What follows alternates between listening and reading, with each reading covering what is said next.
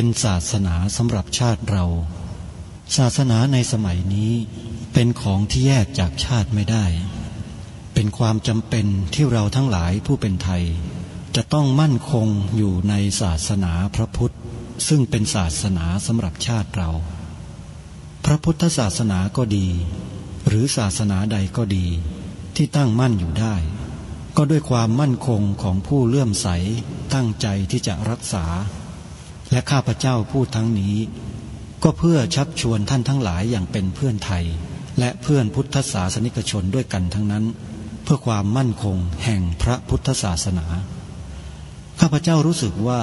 ได้ทำหน้าที่สมควรแก่อุปถัมภ์พระพุทธศาสนาเราจะตั้งใจรักษาศาสนาของเราด้วยชีวิตและถ้าท่านตั้งใจจะช่วยข้าพเจ้าในกิจอันใหญ่นี้แล้วก็จะเป็นที่พอใจข้าพเจ้าเป็นอันมากเพราะฉะนั้นเป็นหน้าที่ของเราทั้งหลายที่จะช่วยกันบำรุงรักษาพระพุทธศาสนาอย่าให้เสื่อมสูญไปการที่จะบำรุงพระพุทธศาสนาเราต้องรู้สึกก่อนว่าหลักของพระพุทธศาสนาคืออะไรเราจะถือว่าเราเป็นไทยด้วยกันหมดเราจะต้องรักษาความเป็นไทยของเราให้ยั่งยืนเราจะต้องรักษาพระพุทธศาสนาให้ถาวรวัฒนาการอย่างที่เป็นมาแล้วหลายชั่วโคตรของเราทั้งหลายพระบรมราโชวาทของพระบาทสมเด็จพระมงกุฎเกล้าเจ้าอยู่หัวรัชกาลที่6พระบรมราโชวาทก็ดีพระราชนิพนธ์ก็ดีหรือพระบรมราชโองการของพระมหากษัตริย์ถือเป็นบทบัญญัติแห่งกฎหมายทั้งหมดทั้งสิ้น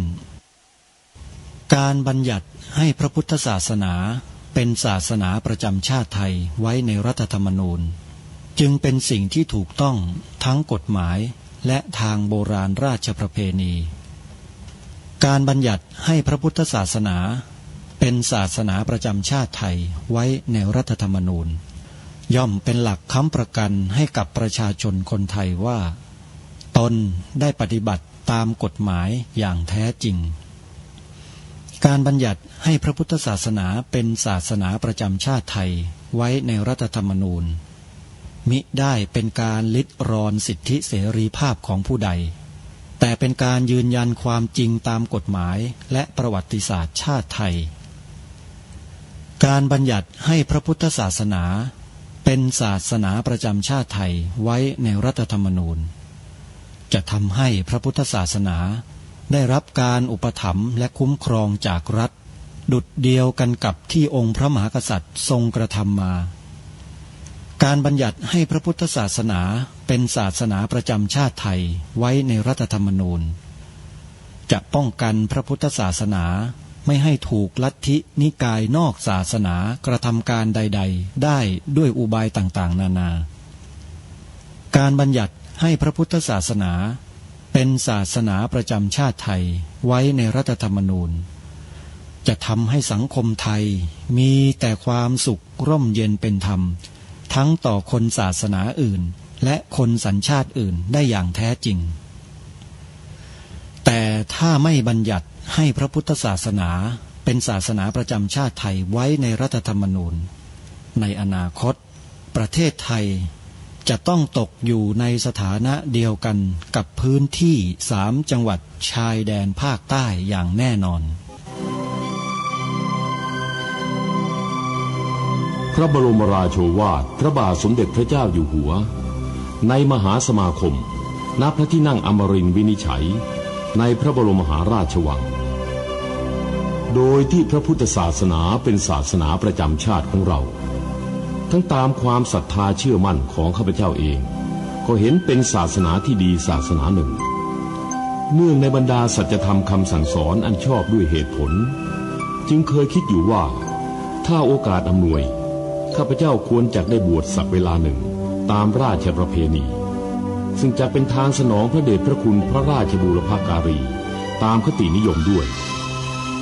แต่นับตั้งแต่ข้าพเจ้าได้ครองราชย์สืบสันตติวงศ์ต่อจากสมเด็จพระเชษฐาธิราชก็ล่วงมากว่า10 ปีแล้วเห็นว่าน่าจะถึงเวลาที่ควรจะทำตามความตั้งใจไว้นั้นแล้วประการหนึ่ง อันหนึ่งการที่องค์สมเด็จพระสังฆราชหายประชวรมาได้ในคราวประชวรครั้งหลังนี้ก่อให้เกิดความปีติยินดีแก่ข้าพเจ้ายิ่งนักได้มาคำนึงว่าถ้าในการอุปสมบทของข้าพเจ้าได้มีองค์สมเด็จพระสังฆราชเป็นพระอุปชาแล้วก็จะเป็นการแสดงออกซึ่งความศรัทธาเคารพในพระองค์ท่านของข้าพเจ้าได้อย่างเหมาะสมอีกประการหนึ่งจึงได้ตกลงใจที่จะบรรพชาอุปสมบท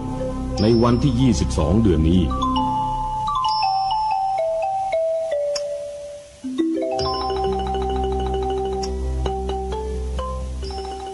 วันจันทร์ถึงวันศุกร์และวันเสาร์อาทิตย์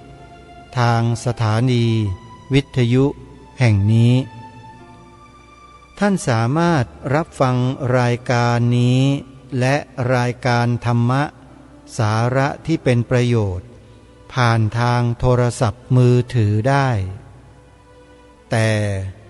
ท่านต้องใช้โทรศัพท์ของท่านนั้นดาวน์โหลดแอปพลิเคชันที่ชื่อว่าวิทยุพุทธศาสนาทั่วไทยไว้ในโทรศัพท์ให้ได้ก่อนแอปพลิเคชันนี้รวบรวมสถานีวิทยุพระพุทธศาสนาแห่งชาติคลื่นต่างๆเอาไว้ในที่เดียวกันมากถึง45สถานีทั่วไทยท่านจะฟังสถานีวิทยุจากภูมิภาคใดของประเทศท่านสามารถเลือกรับฟังได้โดยอิสระนี่คือนวัตกรรมใหม่แห่งการฟังธรรมฟังได้คราวละมากๆฟังได้ตลอด24ชั่วโมงง่ายและสะดวกในการฟังสาธุชนทุกท่านรายการคดีโลกคดีธรรมยังคงปรารภและพูดถึงเรื่องของการศึกษาสงฆ์โดยนำบทความของท่านเจ้าประคุณสมเด็จพระพุทธโฆษาจารย์ปอ.ประยุตโตมาอ่านให้พวกเราได้ศึกษาวิเคราะห์ไปด้วยกันเห็นถึงปัญหาการศึกษาของคณะสงฆ์ชัดเจนและเจ้าประคุณสมเด็จท่านก็ได้ชี้แนวทางให้เห็นถึงทางออกให้ด้วยอย่างที่ได้กล่าวไปเมื่อวานว่าปัจจุบันนี้บทความที่ท่านเจ้าประคุณสมเด็จเขียนไว้นั้นส่งผลถึงแล้วคณะสงฆ์เริ่มขยับขยายการศึกษาของสงฆ์นั้นให้กว้างขวางมากยิ่งขึ้น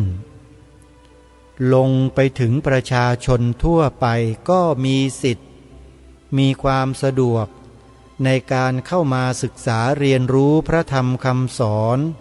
ในวัดวาอารามได้สะดวกยิ่งขึ้นปัจจุบันนั้นมหาวิทยาลัยสงฆ์2 แห่ง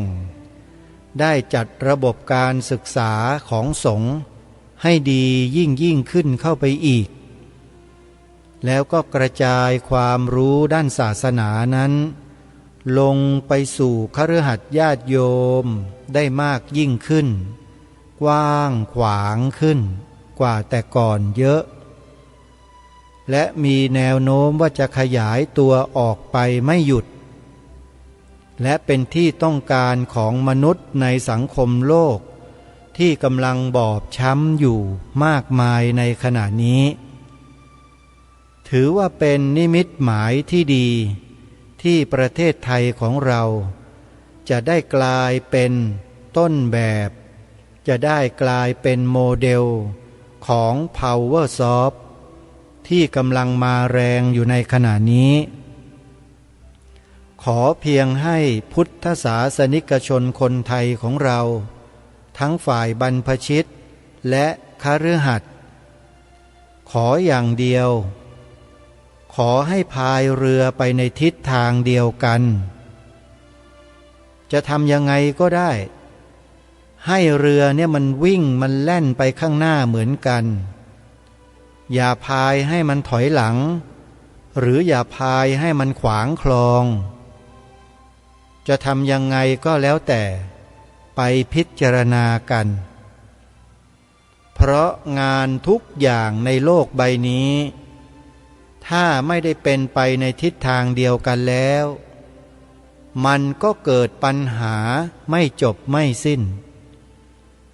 วิธีการแก้ก็คือต้องทำให้เป็นไปในทิศทางเดียวกันทำพูดคิดเป็นไปในทิศทางเดียวกันเหมือนอย่างที่รายการคดีโลกคดีธรรมชวนให้พวกเราชาวพุทธพี่น้องคนไทยเราทำนี่แหละเราต้องช่วยกันทำไปในทิศทางเดียวกันโดยใช้วจีกรรมนี่แหละเป็นเครื่องตั้งต้นกล่าวพูดแสดงถ่ายทอดให้ผู้อื่นเด็กๆลูกหลานเยาวชนคนทั่วไปให้ทุกคนเป็นไปในทิศทางเดียวกันมันจะเป็นพลังอันมหาศาลที่ใครก็คานหรือต้านไม่ได้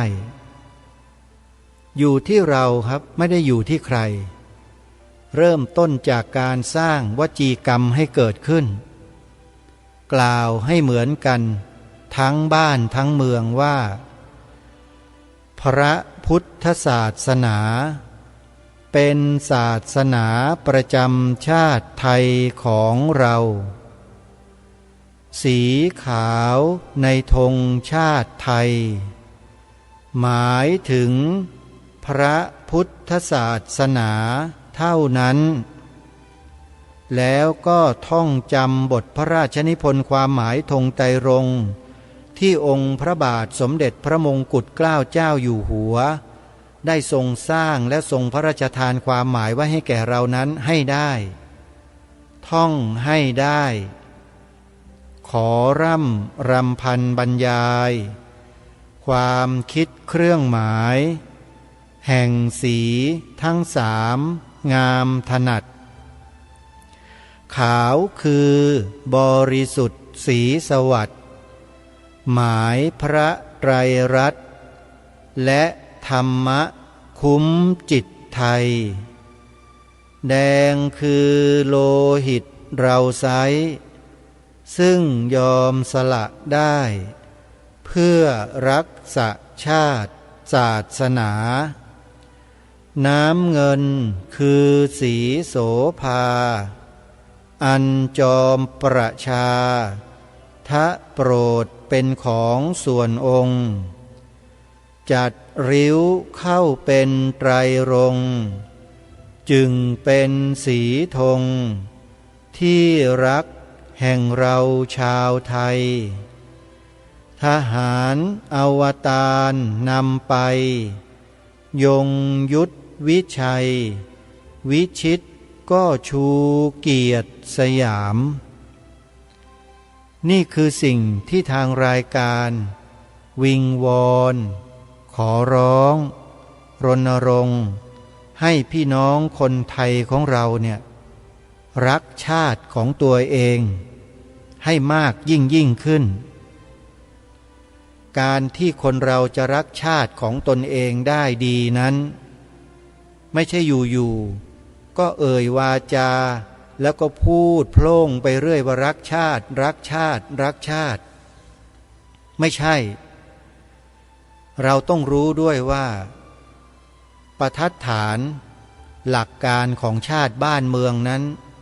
คืออะไรแต่อันนี้ยังไม่รู้กันเลยยังไม่เข้าใจกันเลยแล้วเราก็เที่ยวไปพูดกันเรื่อยเปื่อยกันไปว่ารักชาติรักชาติรักชาติ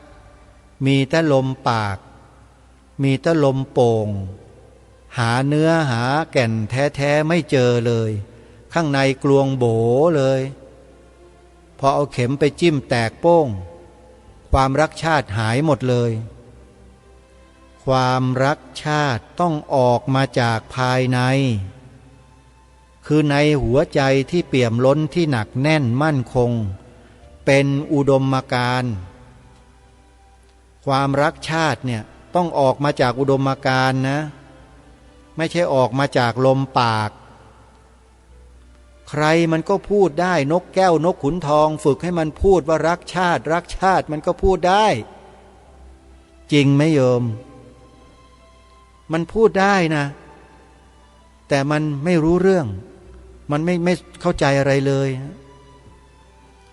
เพราะฉะนั้นเราคนไทยลูกหลานไทยอย่าทำตัวเหมือนนกแก้วนกขุนทองนะดีแต่พูดคนที่ดีแต่พูดเนี่ยมันล้มเหลวมานักต่อนักแล้วโดยเฉพาะกิจการบ้านเมืองล้มเหลวเพราะคนดีแต่พูดนี่แหละคนที่เขาทำจริงๆเนี่ยเขาทำพัฒนาทำแต่คนพูดมันก็พูดเก่งพูดเป็นต่อยหอยเลยนี่แหละเขาเรียกว่าดีแต่พูดเจ้าถ้อยหมอความอ่ะอันนี้ภาษาที่เขาว่ากันนะยืมเขามาใช้หน่อยพูดไปแต่เวลาให้ทำให้บริหารชาติบ้านเมืองล้มเหลวไปไม่รอดอันนี้ใครไม่รู้มันมีตัวอย่างเยอะแยะก็ไปตามดูกันเอาเองเธอหลักฐานเพียบทุจริตคอร์รัปชันกันเต็มบ้านเต็มเมืองจริงไม่จริงไม่พูดประเด็นนี้ไงแต่ว่าแย้มให้เห็นว่าคนที่มันดีแต่พูดมันบอกว่ารักชาติรักชาติแต่ในใจมันไม่ใช่อย่างนั้นน่ะมันจ้องแต่จะทุจริตคอร์รัปชันบ้านเมืองโกงกินบ้านเมืองอยู่ถามว่าพวกนี้รักชาติจริงหรือเปล่าโยมแล้วอย่างพวกเราอย่างอาตมาภาพเนี่ยที่พาญาติโยมกล่าวคำนี้ท่องคำนี้ประโยคนี้รณรงค์กันให้ทำแบบนี้อย่างนี้เขาเรียกว่าดีแต่พูดเฉยๆหรือเปล่าโยมไปพิจารณากันดูแล้วญาติโยมสาธุชนคนดีทั้งหลายท่านทั้งหลายลองคิดดูทีว่าคนที่ใส่ความที่กล่าวร้ายทำร้ายรายการนี้อยู่เนี่ย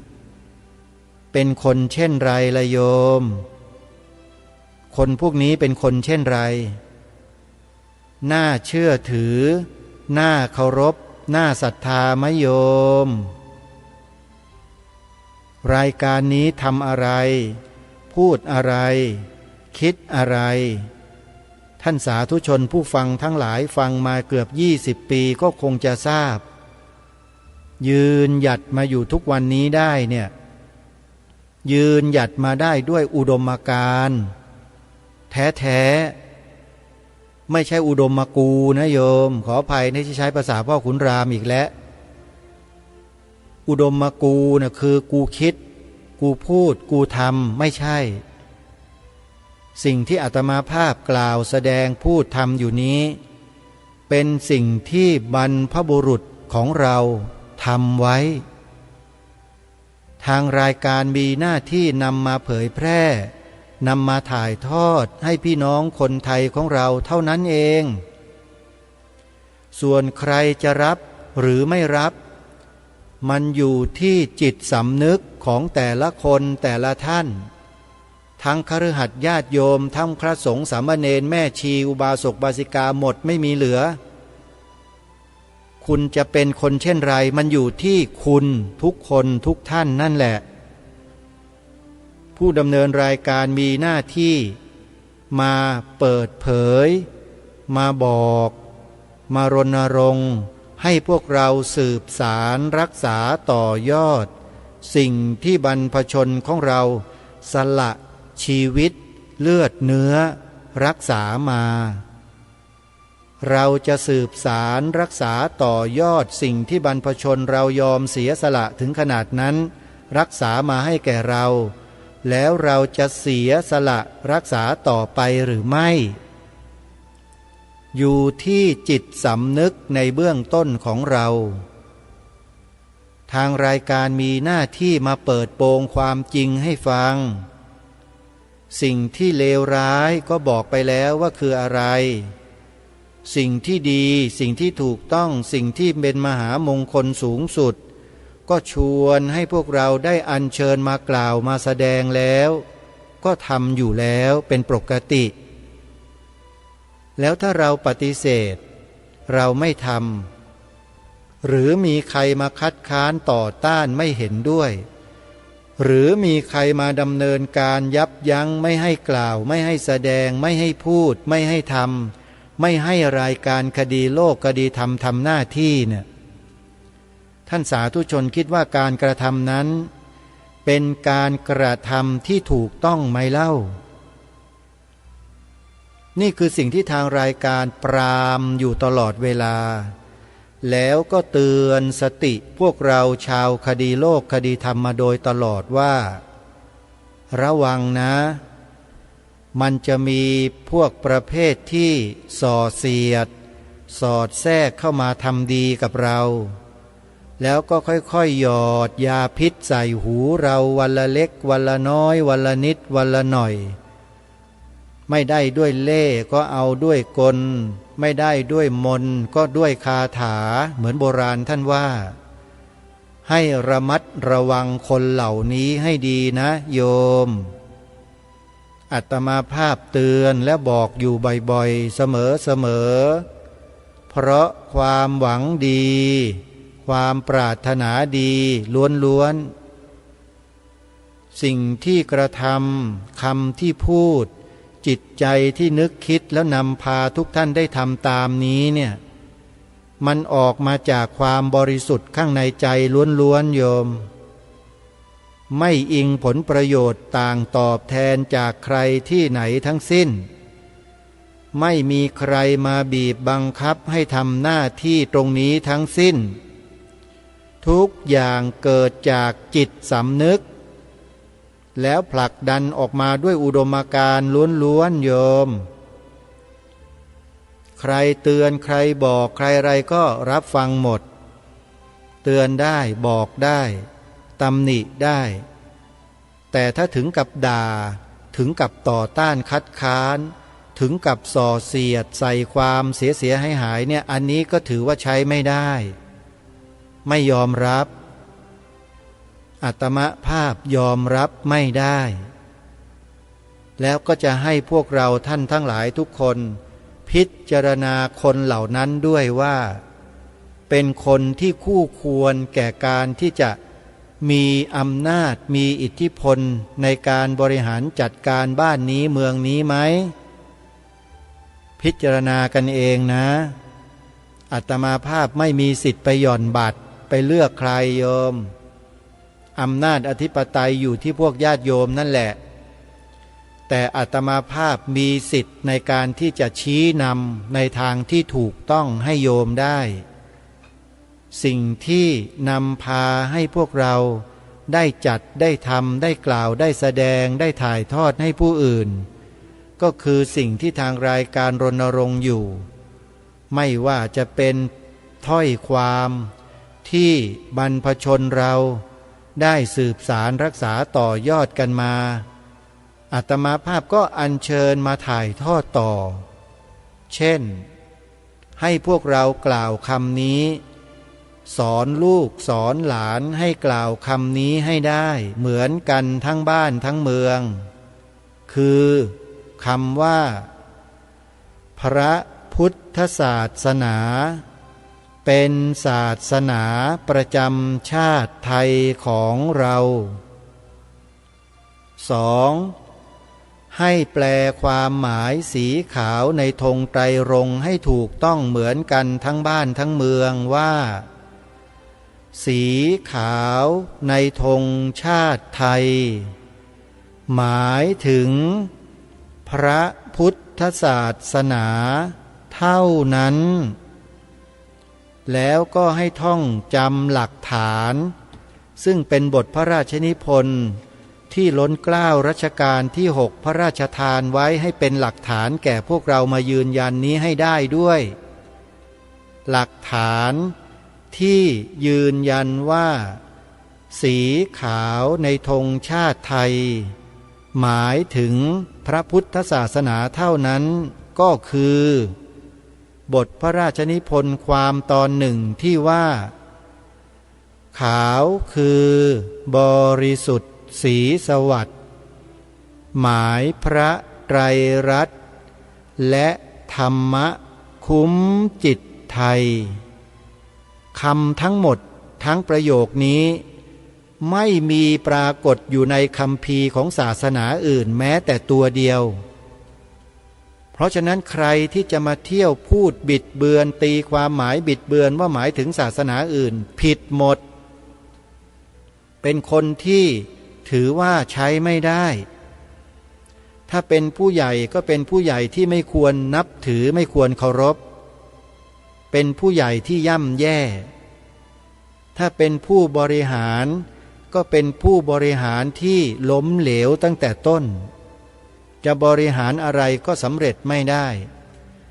ถ้าเป็นผู้นำก็เป็นผู้นำที่ใช้ไม่ได้เหมือนกันนี่คือสิ่งที่ทางรายการย้ำมาโดยตลอดให้พวกเราทำหน้าที่ของความเป็นลูกหลานคนไทยอย่าไปฟังเสียงอื่นที่พูดตรงกันข้ามกับสิ่งนี้หรือพยายามจะบิดเบือนสิ่งนี้อย่าไปฟังมันผิดหมดทุกประตูนะท่านผู้ฟังทั้งหลายเชื่อได้เลยฮะถ้าสิ่งนี้ผิดประมาณเกือบ20 ปีทางรายการยืนหยัดกล่าวคำนี้รณรงค์คำนี้มาได้ยังไงล่ะถ้าผิดจริงอ่ะแต่นี่คือสิ่งที่ถูกต้องโดยประการทั้งปวงมีแต่คนมีอำนาจในบ้านนี้เมืองนี้ไม่กล้าเท่านั้นแหละที่จะยืนยันสิ่งนี้ยังแทงกั๊กอยู่ยังกล้ากลัวบางทีก็ปากกล้าแต่ขาสั่นทั้งนั้นเลยผู้นำกองทัพผู้นำเหล่าทัพทั้งหลายทั้งปวงก็ไม่กล้ายืนยันสิ่งนี้นี่พูดความจริงนะเนี่ยไม่ได้พูดโกหกเพราะเคยเจอมาแล้วเคยถามมาแล้วเคยทดสอบมาหมดแล้วโยมไม่กล้าเลยตรงนี้แหละเป็นสิ่งที่พวกเราจะต้องคิดนะต้องพิจารณาที่ว่าทำไมแม่ทัพนายกองผู้หลักผู้ใหญ่ในบ้านในเมืองนี้จึงเป็นกันเช่นนี้เพราะอะไรน่าคิดนะทุกคนอาจจะคิดไม่ออกแต่รายการคดีโลกคดีธรรมเนี่ยคิดออกมาตั้งนานแล้วจึงกล้าที่จะยืนหยัดอยู่บนหลักการที่ถูกต้องของบรรพชนตัวเองแบบนี้มาโดยตลอดไงก็ถึงบอกว่าถ้าไม่มีอุดมการณ์เนี่ยทำอย่างนี้ไม่ได้หรอกจริงๆไม่มีใครกล้ายืนหยัดมาทำอยู่เช่นนี้แน่ไม่ได้อวดตัวเองนะครับครูบาอาจารย์ญาติโยมสาธุชนอาตมาอวดอ้างตัวเองไม่ได้ไม่มีอะไรจะอวดเป็นคนปุถุชนคนธรรมดาคนหนึ่งแต่มีหัวใจที่ไม่เหมือนกับคนธรรมดาเท่านั้นเองหัวใจมันมุ่งมั่นมันกินอุดมการณ์เป็นอาหารน่ะอันเนี้ยอยากจะให้พวกท่านเข้าใจในข้อนี้กันจังว่าอุดมการณ์เนี่ยมันคืออะไรเข้าให้มันถึงเถอะท่านแล้วท่านจะรู้แล้วท่านจะเข้าใจเองถ้ายังไม่มีอุดมการณ์หรือยังเข้าไม่ถึงอุดมการณ์เนี่ยบอกท่านเท่าไหร่ท่านก็ไม่เข้าใจกันหรอกว่าทำไมรายการนี้ต้องพูดอย่างนี้ต้องกล่าวอย่างนี้ต้องมารณรงค์อย่างนี้เพราะอะไรคำถามนี้มันก็ถามกันไปทั้งปีทั้งชาติไม่จบเพราะมันเข้าไม่ถึงทำไมเข้าไม่ถึงล่ะก็ยังไม่รู้ไม่เข้าใจในสิ่งที่ถูกต้องสิ่งที่ถูกต้องนั้นคืออะไรล่ะประวัติศาสตร์ชาติของตนเองอย่าไปดูไอ้ประวัติศาสตร์เก๊ๆนะที่มันบิดเบือนกันอยู่ในปัจจุบันเนี่ยท่านอย่าไปศึกษาเรียนรู้สิ่งนั้นอย่าไปฟังเลอะเทอะฟังประวัติศาสตร์ของบรรพชนของเรานี่ศึกษาประวัติศาสตร์ของบรรพชนเรานี่มีอยู่แล้วพร้อมอยู่แล้วเราต้องศึกษาเรียนรู้ให้เข้าใจอย่าไปมัวจมปลักอยู่แต่สิ่งที่เป็นเรื่องของส่วนบุคคลแยกให้ออกด้วยนะเรื่องส่วนบุคคลก็ส่วนบุคคลไม่เกี่ยวกับชาติบ้านเมืองศึกษาเรื่องชาติบ้านเมืองให้ปรากฏให้แจ่มแจ้ง ว่าชาติบ้านเมืองนี้เดินมาถึงวันนี้ได้เนี่ยด้วยหลักการอะไรแล้วทำไมผู้นำคือพระประมุขของแผ่นดินที่เป็นองค์พระมหากษัตริย์ในแต่ละราชอาณาจักรแต่ละราชอาณาจักรเนี่ยที่อยู่บนผืนแผ่นดินผืนเนี้ยตั้งแต่ครั้งสุวรรณภูมิมาโน่นน่ะหรือก่อนหน้านั้นเนี่ยทำไมจึงไม่เปลี่ยนแปลงความเชื่อไม่เปลี่ยนแปลงอุดมการณ์ทางความเชื่ออุดมการณ์ทางความเชื่อในที่นี้ก็คือไม่เปลี่ยนแปลงความศรัทธาที่มีต่อพระพุทธศาสนาเลยเล่าทำไมท่านไม่เปลี่ยนทั้งที่ท่านมีอำนาจสูงสุดเป็นพระประมุขของราชอาณาจักรเป็นพระมหากษัตริย์แล้วทำไมพระองค์ไม่เปลี่ยนเพราะอะไรมีชาวต่างชาติถืออาวุธมาบังคับพระองค์ท่านไหมองค์พระประมุขของเราว่าอย่าเปลี่ยนนะอย่าเปลี่ยนนะมีไหมโยมไม่มีเลยมีแต่ตรงกันข้ามจะมาบังคับให้พระองค์เปลี่ยนศาสนาเหมือนดังตัวอย่างในสมัยครั้งกรุงอยุธยาถ้าใครดูหนังประวัติศาสตร์คงจำกันได้รัชสมัยของสมเด็จพระนารายมหาราชมีราชทูตคนหนึ่งคือฟอลคอนได้นำสารของพระเจ้าหลุยที่14มาพระราชทานขึ้นกราบบังคมทูลถวายแด่พระองค์ท่านปรากฏว่าในราชสารนั้นเป็นคำชักชวนให้สมเด็จพระนารายณ์เข้ารีดให้ละทิ้งศาสนาพุทธไปนับถือศาสนาพระผู้เป็นเจ้าญาติโยมสาธุชนทุกท่านสาธุชนทั้งหลายองค์สมเด็จพระนารายณ์มหาราชของปวงชนชาวไทยของเราทรงปฏิเสธทุกกรณีแล้วก็ทรงย้ำกระแสพระราชดำรัสลงไปอีกคำรบหนึ่งด้วยว่าบรรพบุรุษของเรานับถือพระพุทธศาสนามา 2,229 ปีแล้วจะให้เราเปลี่ยนศาสนานั้นยากอยู่ถ้าหากพระผู้เป็นเจ้าที่สามารถดลจิตดลใจให้ใครไปนับถือได้แล้วข้าพเจ้าก็จะรอให้มาดลใจข้าพเจ้าเองทรงตอบ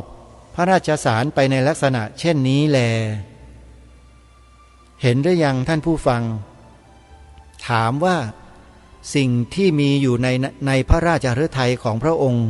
ทุกๆพระองค์เหล่านี้คืออะไรอุดมการณ์เห็นไหมฮะอาตมภาพดำเนินรอยตามเบื้องพระยุคลบาทขององค์บูรพมหากษัตริย์ในอดีตและในปัจจุบันที่ทรงทศพิธราชธรรมไม่ได้เดินตามฝรั่งไม่ได้เดินตามแขกไม่ได้เดินตามใครทั้งนั้นนี่แหละเขาเรียกว่าอุดมการณ์สิ่งที่พวกเราจะต้องมีในเบื้องต้นก่อนที่จะอุดมการณ์จะเกิดได้เนี่ย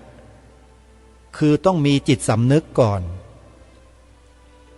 คุณฟังรายการคดีโลกคดีธรรมมาโดยตลอดคุณมีจิตสำนึกหรือยังในความรับผิดชอบต่อชาติบ้านเมืองของตนเองมีไหมจิตสำนึกในข้อนี้ถ้ายังไม่มีก็แปลว่าในจิตใจของคุณนั้นยังไม่ได้ลิ้มรสยังไม่ได้สัมผัสความเป็นเอกราชของชาติบ้านเมืองที่คุณยังไม่ได้ลิ้มรสและยังไม่ได้สัมผัส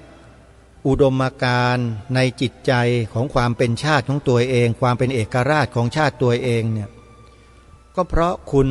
ไม่ได้ใส่ใจชาติบ้านเมืองตัวเองตั้งแต่ลืมหูลืมตามาจากท้องแม่ตัวเองเนี่ยตั้งแต่เล็กแต่น้อยมาเนี่ยพอรู้ความแล้วเนี่ยคุณไม่เคยใส่ใจเนื้อหาของชาติบ้านเมืองตัวเองคุณเรียนก็เรียนกันไปอย่างนั้นแหละ แต่มันเข้าไม่ถึงเนื้อหาและความจริงจิตสำนึกมันไม่เกิดความกตัญญูกตเวทีเนี่ยมันเป็นเบื้องต้นนะของอุดมการณ์ที่มันจะตามมาทีหลังถ้าคนเราไม่มีกตัญญูกตเวทีต่อชาติต่อบรรพชนของตนเองที่สืบสารรักษาต่อยอดสิ่งอันทรงคุณค่าสูงสุดคือหลักธรรมคำสอนของพระพุทธเจ้ามาเนี่ยนะจบเลยฮะคุณไม่ต้องพูดถึงวันนี้เวลานี้อนาคตข้างหน้าคุณก็ยังคงเป็นลูกโป่งลอยลมไปตามลมตามอากาศอยู่นั่นแหละไม่มีจุดยืนของตัวเองเลยคนที่มีจุดยืนของตัวเองเนี่ยมันต้องเริ่มจากจิตสำนึกความมีความกตัญญูกตเวทีก่อนพอมีความกตัญญูกตเวทีแล้วก็ปลูกฝังอุดมการณ์แนวคิดที่บรรพชนเราสืบสารรักษาต่อยอดกันมาอย่างไรทำอย่างไรล่ะมันไม่ใช่ฝังดินนะท่านไอ้ปลูกฝังอุดมการณ์เนี่ยขุดแล้วก็ฝังไม่ใช่มันต้องซึมซับอุดมการณ์ของบรรพชน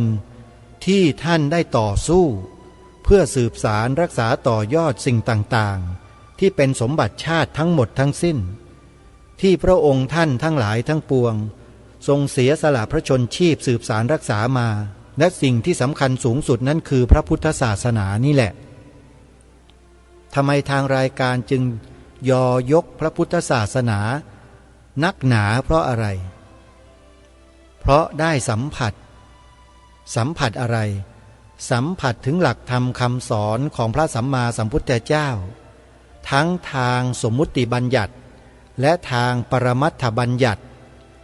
ไม่ว่าจะโดยปริยัติหรือจะโดยปฏิบัติก็ตามผ่านกระบวนการอย่างนี้มาคือได้สัมผัสทั้งสองส่วนก็คือสมมุติบัญญัติและปรมัตถบัญญัติซึ่งองค์สมเด็จพระสัมมาสัมพุทธเจ้าตรัสสอนไว้มีปรากฏอยู่ในคัมภีร์พระไตรปิฎกโดยเฉพาะในส่วนของพระอภิธรรมปิฎกที่มีการจำแนกแจกแจงขยายรูปนามขันธ์ห้าออกมาซอยออกมาให้เราเห็นทุกอนูหมดเลยในรูปของการศึกษาเรียนรู้ด้านปริยัติศึกษาแล้วในขณะที่ศึกษาอยู่นั้นก็เทียบเคียงเข้าไปถึงตัวปรมัตถสัจจะที่มันปรากฏอยู่ในกายในรูปในนามของเราด้วยเรียกกันง่ายๆหรือกล่าวกันง่ายๆก็คือเรียนไปด้วยปฏิบัติพร้อมไปด้วยทั้งสองส่วนคือปริยัติและปฏิบัติพอทำอย่างนี้บ่อยเข้าทุกวันความจริงมันก็ปรากฏตัวปัญญาก็รับรู้ความจริงนั้นความมั่นอกมั่นใจอุดมการณ์เชื่อมั่นมันก็ค่อยๆสั่งสมเกิดขึ้นเต็มเปี่ยมเต็มบริบูรณ์ขึ้นตามสถานะที่เราทำที่เราดำเนินการที่เราปฏิบัติที่เราพิจารณาไม่หยุดยั้งไม่หยุดหย่อนนี่แหละเขาเรียกว่าอุดมการณ์มันไม่สามารถจะหวั่นไหวได้ในการทำหน้าที่ถ่ายทอดสิ่งง่ายๆแต่มีคุณค่าเขาเรียกว่าทรงพลังแห่งความคุณค่ามหาศาลเลยประมวลมาแล้วจาก100เหลือเพียง1เดียวนี่แหละก็คือให้ใช้วาจาเป็นประโยชน์ทำตรงนี้กันเถอะแล้วเราจะเห็นผลลัพธ์ข้างหน้าในชั่วอายุเรานี่แหละถ้าเราช่วยกันทำเราไม่ต้องไปร้องแร่แห่กระเชอไม่ต้องไปเดินถือป้ายไม่ต้องไปอะไรทั้งนั้นแหละหมดยุคแล้วโยมทำตามที่ทางรายการแนะนำนี่แหละไม่ต้องเหนื่อยไม่ต้องวิ่งไม่ต้องแบกไม่ต้องหามกล่าววาจาสั้นๆแล้วก็ถ่ายทอดให้ผู้อื่นต่อไปกันไปอย่างเนี้ยเหมือนกับ Direct Sale อ่ะขายตรงเลยบอกต่อกันไปแล้วไม่ยากเย็นด้วยแต่มีพลังมหาศาลเลย สะเทือนทั้งวงการไปหมดไม่ว่าจะเป็นวงการศาสนาวงการสังคมวงการวิทยาศาสตร์วงการการเมืองวงการเศรษฐกิจวงการอะไรก็แล้วแต่สะเทือนหมดเพราะอะไรเพราะสิ่งที่ดีสิ่งที่ถูกต้องสิ่งที่เหมาะสมกับชาติบ้านเมืองกำลังจะกลับมากำลังจะกลับมานี่คือเป้าหมายคือนำสิ่งที่ดีงามสิ่งที่ประเสริฐสิ่งที่เลิศสุดๆกลับมาสู่บ้านสู่เมืองของเราแล้วสิ่งดีๆเหล่านี้แหละเมื่อเข้ามามากเข้าเกิดมีมากขึ้นสิ่งที่สกปรกสิ่งที่เป็นของปลอมลี้ลับมาจากไหนก็ไม่รู้เนี่ยก็จะค่อยๆถูกเบียดออกไปด้วยสิ่งเหล่านี้มันต้องขจัดภายในใจของคนเนี่ยให้ได้เสียก่อนทำอย่างไรให้คนยอมรับว่าประเทศไทยเรานี้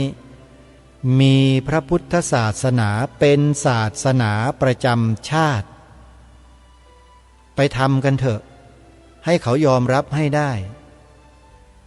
บอกให้เขารู้บอกให้เขาเข้าใจว่าศาสนาพุทธเนี่ยคืออะไรในชีวิตของคุณนั่นแหละทั้งชีวิตที่คุณถือเนื้อถือตัวอัตตาตัวตนกันอยู่ว่าเป็นนั่นเป็นนี่กันอยู่นั่นแหละคือพระพุทธศาสนาทั้งแท่งเลยพระพุทธเจ้าตรัสสอนเรื่องนี้แหละไอ้เรื่องเนี่ยไอ้กายาวาหนาคืบเนี่ยไอ้คนที่ปฏิเสธไม่นับถือศาสนาเนี่ยโยมไม่ต้องไปพูดถึงเลยคนพวกนี้ไม่ต้องพูดถึงเลยว่าจะเป็นเช่นไรเพราะพูดออกอากาศไม่ได้แต่ให้เรารู้โดยนัยยะไว้เลยว่าคนที่ปฏิเสธไม่นับถือศาสนาเนี่ยนะเป็นคนเช่นไร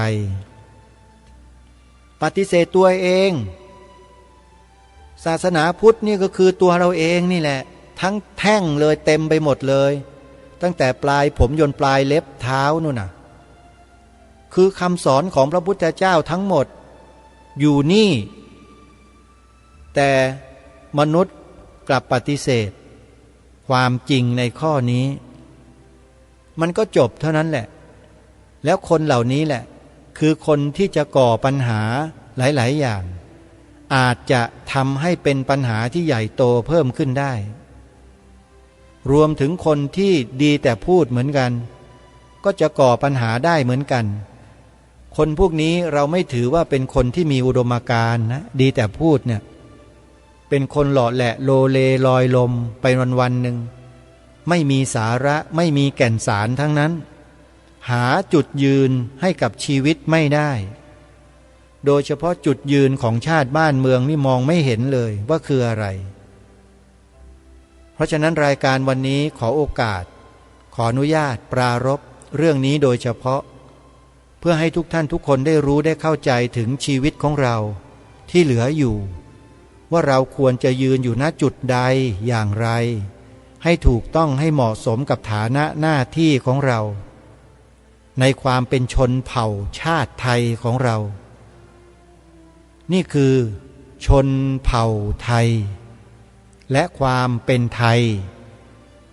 ชนเผ่าไทยและความเป็นไทยนี้มันเป็นความเป็นเอกราชมันคือเกียรติและศักดิ์ศรีที่เราสามารถที่จะโชว์กับโลกใบนี้ได้เลยว่าเราคือหนึ่งในตองอูเหมือนกันที่ไม่เคยตกเป็นเมืองขึ้นใครเลยจริงๆท่านผู้ฟังมันภูมิใจสุดๆที่เป็นเอกราชมาถึงทุกวันนี้ได้แล้วก็พยายามจะรักษาความเป็นเอกราชที่แท้จริงเอาไว้ก็คือสิ่งที่มารณรงค์ให้ทำกันนี่แหละคือความเป็นเอกราชอย่างแท้จริงอยู่ตรงนี้จะสูญเสียเอกราชหรือไม่ก็อยู่ที่ตรงนี้แหละใครจะมาบิดเบือนความถูกต้องความเป็นเอกราชตรงนี้นี่แหละไม่ใช่ที่อื่นเลยนี่ไงนี่แหละคือสิ่งที่เราจะต้องพิจารณาศึกษากันให้ดี แล้วเราจะเข้าใจข้อนี้ร่วมกันฝากไว้ท้ายรายการวันนี้เท่านี้ท่านผู้ฟังวันนี้เวลาของรายการหมดลงแล้วต้องขอสมมุติยุติไว้แต่เพียงเท่านี้พบกับรายการได้ใหม่ในวันต่อไปขอความสุขความสวัสดีในธรรมแห่งองค์สมเด็จพระบรมศาสดาสัมมาสัมพุทธเจ้าจงปรากฏเกิดมีขึ้นในจิตใจของท่านผู้ฟังทุกท่านทุกคนเทินขอเจริญพรกล้าคิดก็ต้องกล้าทำอย่ากลัวถ้าทำความดีเป็นศึกษาปัญหาให้ทันท่วงทีเมืองไทยจะพัฒนากว่านี้รายการดีๆคดีโลกคดีธรรมขอรำพันบรรยายความคิดเครื่องหมายแห่งสีทั้งสามงามถนัดขาวคือบริสุทธิ์สีสวัสดิ์หมายพระไตรรัตน์และธรรมะคุ้มจิตไทยแดงคือโลหิตเราใสซึ่งยอมสละได้เพื่อรักษาชาติศาสนาน้ำเงินคือสีโสภาอันจอมประชาถ้าโปรดเป็นของส่วนองค์จัดริ้วเข้าเป็นไตรรงค์จึงเป็นสีธงที่รักแห่งเราชาวไทย